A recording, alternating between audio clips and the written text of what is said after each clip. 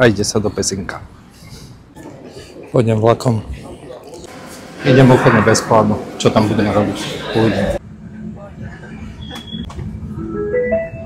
Dámy a páni, v mene Železničnej spoločnosti Slovensko vás vítame vo vlaku.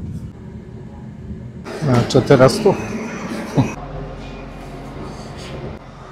A dostávam sa do stanice von. Tak čo si vyberieme? Krásne upravené stromy. Takže centrum je tým smerom. Tak poďme tam. Pozrite, čo je na predaj. No vážne, uvažujem. No keby som vedel, že tu majú optiku, tak by som sem aj prišiel možno pozrieť tie moje rámy. No čo to tu majú? Pekné. Takže nakoniec kostolik tu máme.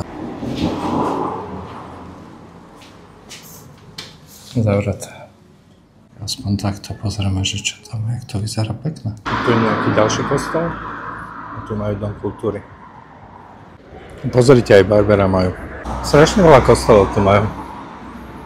Takže hasická zbranica. To bývanie celkom zaujímavé. No pozrite, aké koncerty tu budú. Normálne rozmýšľam. Už mi chýba len Duran Duran.